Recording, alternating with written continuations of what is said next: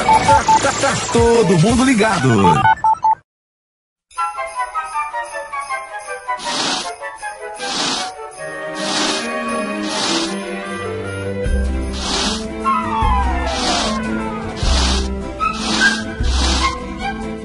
Bem, eu e a professora Roberta, eu sou a professora Cláudia, a professora Roberta, nós preparamos uma aula para falar do quê? Falar sobre o cotidiano. E por que falar sobre o cotidiano? Primeiro porque a gente gosta, né, Roberta? Meio óbvio. Nós damos aula do que a gente gosta.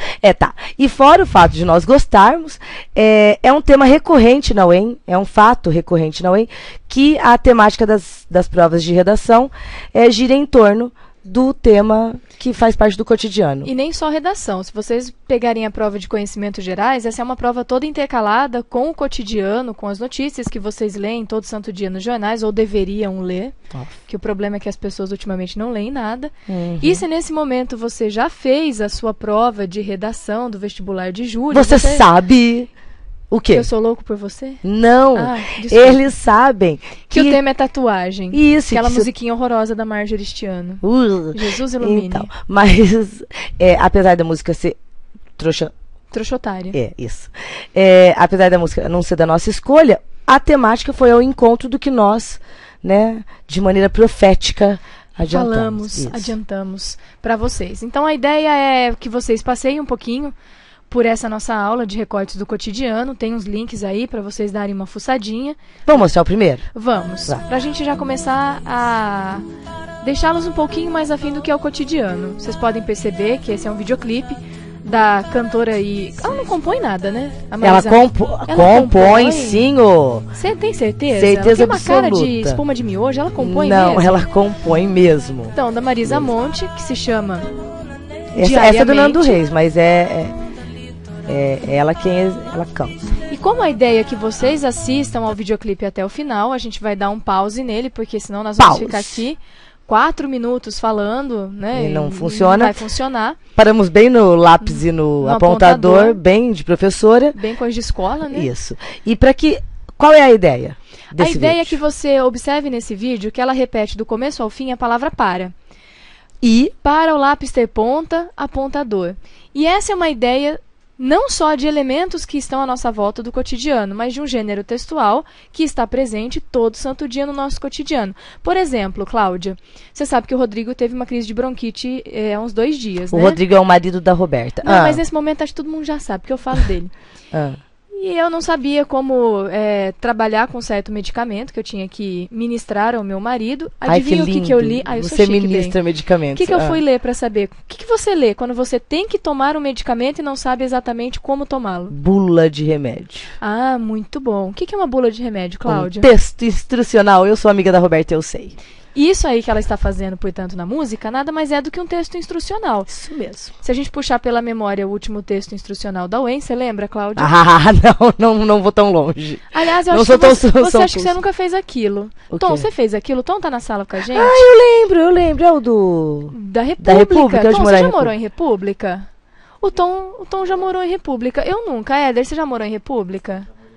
O Éder morou em República. Eu difícil. Eu imagino que deva ser difícil. Então, precisa de texto instrucional mesmo. Precisa, né? Bom, mas antes de entrar nessa veia da redação, a ideia era mostrar o vídeo, te contextualizar, mas eu queria dar uma puxada de sardinha para minha área. E como eu faço isso? Levando para a história da arte, buscando na história da arte textos, né, de pintores famosos que falam, que tem um viés de cotidiano. Então, eu comecei escolhendo Giotto, que é um pintor do século XIII, caiu na prova específica de arte na última da UEM. Cláudia super emocionada. Super feliz.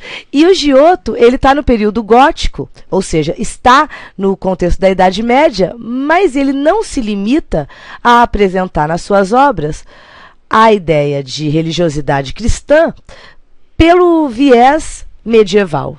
Ele já adianta nas suas obras, né, o olhar de quem quer buscar a valorização do ser humano, o ato cotidiano, a conversa dos 2 discípulos, na verdade, dos 2 pastores ali, dos andarilhos que estão junto com Maria e José, com o menino Jesus. Então, quando você olha para essa imagem do Giotto, que está lá, é um afresco, afresco caiu também. O que é um afresco, Cláudia? É uma pintura feita em parede com a argamassa molhada, né? Então você não faz a argamassa sequinha, ela está a fresco. É diferente de pintura mural, que você tem a superfície, na verdade, alguns fazem mural com a técnica de afresco, mas o normal é que, por exemplo, você vai um mural bem famoso que ele não usa a técnica de afresco e isso compromete demais a qualidade da imagem. É quando você vai ver a Última Ceia do Leonardo da Vinci. Por isso que ela já está extremamente desgastada. Exatamente, porque não foi feita na técnica de afresco. Já o teto da Capela Sistina, que foi pintado pelo Michelangelo, a técnica usada foi afresco. Então você vê como está muito mais... a tinta entra na parede. E o Giotto aqui usou a técnica do afresco. Você imagina, isso é século XIII. O Giotto era amigo do Dante Alighieri, né? Então, lá, época de Florença, apesar dessa capela ser em Pádua. E quando você olha para essa imagem, você percebe que o modo como ele representou o ser humano, além de ter mais apego em mostrar a psicologia de cada personagem, coisa que na Idade Média era pouco importante, ele começa a valorizar o elemento humano. Isso é um traço de quem está olhando para a realidade religiosa, mas por um prisma mais humanista. E por que esse quadro é humanista? Para o nosso aluno que nesse momento está analisando e pensando, por que diabos esse homem humanizou os personagens? Porque ele está no século XIV, ele está no Quattrocento italiano. E o Quattrocento italiano, Trecento, Quattrocento, né? Perdão, ele está... É isso mesmo. Ele está num período em que, gradativamente, a gente vai se desvencilhar da visão teocêntrica de mundo e vai começar a perceber a realidade, né, em virtude do desenvolvimento da ciência, em virtude das... você imagina, esse é um período, depois que acontece a peste, as pessoas falam assim, nossa, uma morte em massa de uma população só pode gerar o mal, mas ela faz com que as pessoas reflitam sobre o estado das coisas e talvez gerem transformação. Além disso, eles estão em Florença e daí vai vir os Médici e eles vão desenvolver a ideia de renascimento. Então, nós estamos no berço do renascimento. Quando a gente fala de Giotto, a gente está no berço do renascimento. O Giotto é o primeiro nome, mas eu tenho que mostrar rapidinho para vocês que vocês podem também pesquisar um pouquinho sobre Vermeer, que é holandês. O século XVII na Holanda é um século dourado. A gente podia dar uma dica para quem está assistindo a nossa apresentação tem que agora? voltar. E para que vá assistir Garota com Brinco de Pérola. É a moça do Brinco de Pérola. Belíssimo. E aí você entende... Scarlett Johansson no papel principal. Exatamente. Quem interpretava o pintor é aquele Colin Firth, não é? Exatamente. Colin Firth. E aqui, ó, você entende... Quando você vai assistir A Moça com Brinco de Pérola, como começa o filme? Com ela fazendo uma salada. Coisa cotidiana. E quando ela está fazendo essa salada, ela cuida de cada elemento esteticamente que ela compõe a salada. Aí você percebe na primeira cena que ela tem sensibilidade estética. Aí ela vai, o pai dela e a mãe dela não vão ter mais grana, ela vai ter de trabalhar na casa de uma família, que é a casa do Vermeer, e lá ela vai olhar não só a câmera escura dele, né? Que ficou bem... Não é uma sobre ambiguidade. Tá meio ambíguo isso de olhar a câmera escura dele. Mas ela vai, por exemplo, perceber que ela tem que limpar a janela para poder melhorar a captação de luz, coisa que ninguém pensava, né? Por quê? Porque ela é sensível esteticamente. Muito bom A Moça com Brinco de Pérola, dá para você entender um pouquinho desse contexto. Aí, enfim, nós temos que vir para o Brasil. E vindo para o Brasil, nós vamos ver quem? Almeida Júnior. Por que pensar em Almeida Júnior? Porque na tradição da história da arte no Brasil, no século XIX, quando ela se desenvolve, a gente tem um bando de pintor o quê? Pintor acadêmico. Vamos pintar. O que é um pintor acadêmico? Defina para o nosso aluno. É um pintor que pinta obras bem nobres. Então, vamos lá, com uma técnica apurada. Então, eu tenho de ter uma técnica apurada de representação da realidade. Ele estudou no Centro Acadêmico de Referência. Exato. No caso do Brasil, a Academia Imperial de Belas Artes, né? Que surgiu em 1826 com a missão artística francesa, que é um tópico que a UEM sempre cobra. É uma referência, como se fosse é o cânone das artes no Brasil. Perfeito. Tá. E aí, o Almeida Júnior, ele rompe com essa visão acadêmica, apesar de ter estudado na academia. Uhum. E por que ele rompe? Porque no lugar de pintar uma Índia nobre, no lugar de pintar um quadro mitológico, uma cena histórica, a primeira missa. Algo grandioso, algo simbólico. Eloquente. Isso. Ele vai lá e pinta um caipira picando fumo. Um caipira picando fumo. E você que está olhando para essa imagem... descalços, unhas sujas. Casa de pau a pique. Com a barra da calça dobrada. Né? De taipa, material pobre. Perdão. As cercas eram de pau a pique, a casa de taipa. Então você tem esse aspecto rústico. E no Brasil, que eu adoro dessa imagem do Almeida Júnior. Lá na Europa, eles estavam pintando um homem comum também. Isso, o Courbet já começou a pintar no realismo, le realisme, né? Ele já começa a pintar o homem comum. Só que lá, eles vão mostrar o homem surrado pela segunda fase da Revolução Industrial, né? O homem que trabalha igual um desgraçado. Amargurado da vida porque é explorado pelos bens, né? Pela estrutura do capital. E aqui no Brasil, o nosso homem do campo é mostrado numa atividade singela, entendeu? Porque a gente não tem aqui ainda a segunda fase da Revolução Industrial e porque parece que o brasileiro filtra de outra maneira a exploração, né? Pelo menos é o que me vem. Além do trabalho espetacular de luz, né? Maravilhoso. A luz que incide na imagem gera efeitos belíssimos, é uma das características marcantes do Almeida Júnior no final do século XIX.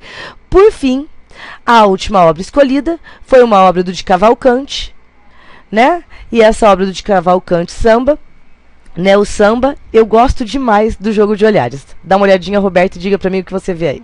A mulher que olha pro homem, que olha pra mulher, que não olha pra nada, que sabe que tá sendo olhada, mas tá disfarçando. Quadrilha. Sim. João que amava Teresa, que amava... Entende? Então, quando você olha para essa imagem, você percebe esse jogo, né? Esse malandro carioca. Jogo malandro carioca. Malandro carioca. Samba na minha terra deixa a gente mole. Então, o que acontece? Quem não gosta de samba, bom sujeito não é, ruim da cabeça, doente do pé. Então, se você olhar para essa imagem, estiver olhando...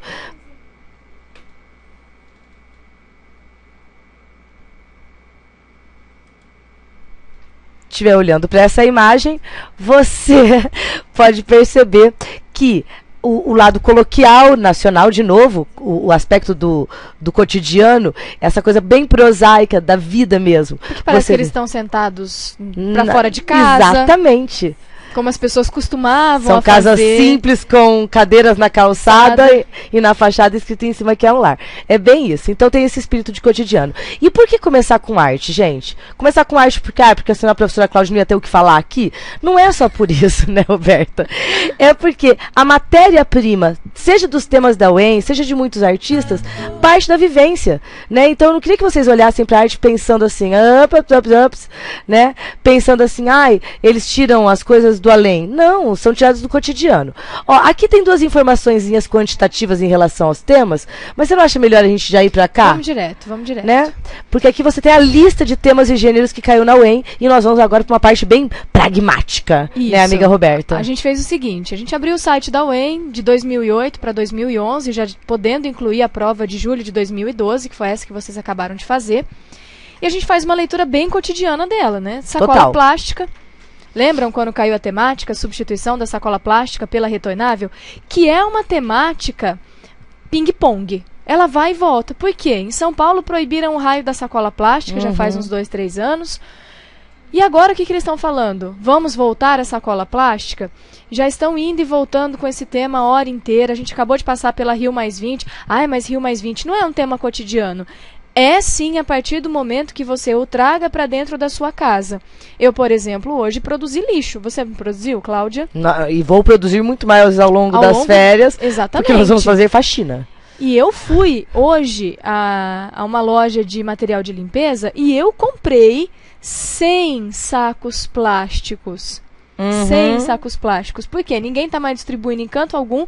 E querendo ou não, como é que você faz para separar o seu lixo em casa? Eu faço a separação do reciclado na minha casa. Eu também. E aonde que eu coloco esse negócio? Falei, bom, lá vamos nós, né, recorrer à velha sacola plástica. Função dos sonhos. Quem aqui nunca sonhou? Você quer coisa mais presente do que pensar no sonho no momento que você deita na sua cama e dorme, e o outro sonho, projeto para o futuro. Nós estamos projetando coisas na nossa vida a todo momento. Você deve estar projetando, lá em agosto eu quero que o meu sonho imediato se realize. Lá em dezembro. Que é passar, não, lá em dezembro nós duas malucas em Paris, né? Amém. Amém. Vício em internet. Eu não preciso explicar muito isso para os nossos alunos. Não. Aluno com crise de abstinência durante a aula porque não pode olhar no Facebook. Você sabe que eu conto uma história para eles que me aconteceu? Eu joguei fora um celular meu. Joguei não. Desliguei, tirei o chip e guardei na gaveta por 8 meses. E não fiz uma ligação de celular por 8 meses. As pessoas me olham assim. Essa mulher é maluca? Como é que você sobreviveu? Porque as pessoas estão viciadas, não só em internet, estão viciadas em tecnologia. Em tudo. Então nós temos aí os tablets, os iPhones da vida, o tudo. Ontem mesmo a gente estava jantando junto, eu, a Cláudia e o Tom. E todo mundo fuçando no seu celular, postando coisinhas. E essa temática da Whey vai ao encontro disso. Sal na alimentação. Comeu sal hoje, Cláudia? Muito. Minha mãe fez uma carne de panela virada no sal. Porque eu não vou falar virada no capeta porque tava boa. Mas virada no sal. Acho que eu já tomei um balde de água. Eu comi batata palha. Nossa, sal puro, né? Sal puro. E banha. Destino de resíduos urbanos. De novo, lixo. De novo. Dá pra linkar com o que aconteceu em Maringá, incineração, que eles estavam querendo. E não só isso, Rô. Falar pra eles assistirem Lixo Extraordinário, o documentário do Vicky Muniz. Sim, premiadíssimo. Que converte arte em lixo. Então e mais do que isso, agora na Rio Mais 20, ele pediu que as pessoas trouxessem o lixo de casa. E ele transformou numa paisagem do Corcovado no Rio de Janeiro.